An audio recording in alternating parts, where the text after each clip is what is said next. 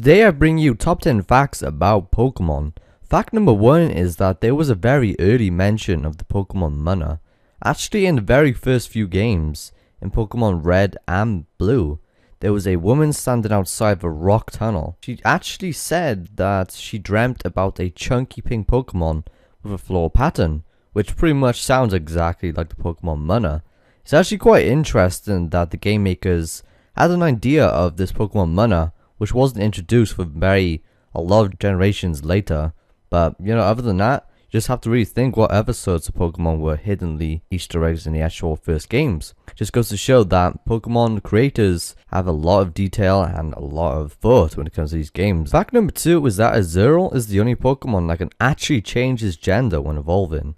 When evolving into Marill, Azurill has a 1 in 4 chance of switching genders.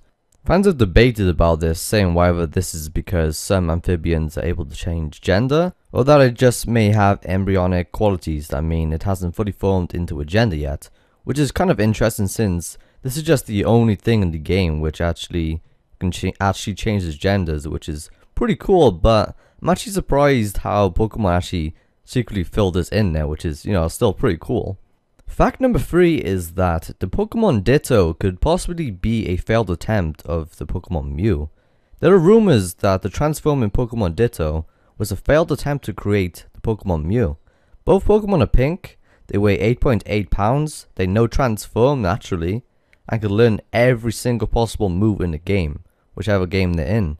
And since we know that the scientists were indeed trying to create a copy of Mew, aka how Mewtwo was created, this doesn't seem like a bizarre notion at all, and it does pretty much tell us a lot of the origin of Ditto. Fact number 4 is that Spinda is a very unique Pokemon when you compare it to the other Spinda Pokemon in each game.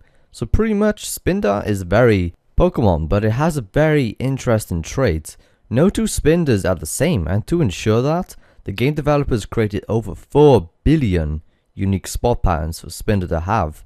So in every single game, not one Spinda is identical to another Spinda, which is very unique because, to be honest, Spinda isn't a very popular Pokemon. I barely ever used him myself, but to make over 4 billion swap patterns, that's just crazy just for that. Fact number 5, which is very interesting because I actually never realized this until I read up about it, is that in the anime it's clear that Pikachu and Meowth are on completely opposite sides.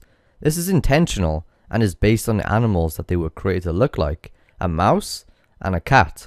Another hint of this is that their Pokedex numbers are 25 and 52, which are complete exact opposites, which is very interesting because I didn't actually realize that. Fact number 6, and it's once again another opposite, is that there's another Pokemon duo which is thought to be exact opposites. Gengar is the shadow Pokemon, and many believe that he earned that name because he's actually Clefable's shadow come to life, which is quite cool to be honest when you think about it. The two Pokemon look very similar, and their original ghost/normal typings ensure that neither can ever touch each other, much like a person and his shadow. Fact number 7, as we know, Splash is widely known as the most useless move in the entire game. Made famous by Magikarp, the move expanded to be known by numerous Pokemon, included Hoppip, Spoink, and Buneri. Gamers were confused about why non-water types would know the move, and why the move was typed as normal. The answer actually comes from the fact that in Japan, it's actually called Hop, and that's how it's really meant to be said. Instead of Splash, it'd be Hop. Fact number 8 is that Wobbuffet's various Pokedex entries seem to imply that what appears to be its body is actually a decoy, and that the small black tail with 2 eyes is its actual body. Some of the Pokedex entries actually say, to keep its pitch black tail hidden, it lives quietly in the darkness. It is never first to attack. Usually docile, a Wobbuffet strikes back ferociously if its black tail is attacked. It makes its lair in caves where it waits for nightfall. Another one says, it desperately tries to keep its black tail hidden. It is said to be proof that the tail hides a secret, which is kind of interesting because when you just look at the Pokemon, you just see this huge statue just above this tail, which you never really think that that's his decoy, and then his actual body is a tiny tail with an eye, which would be kind of does make sense as it has an eye, which is definitely pretty weird for a Pokemon to have an eye on a tail.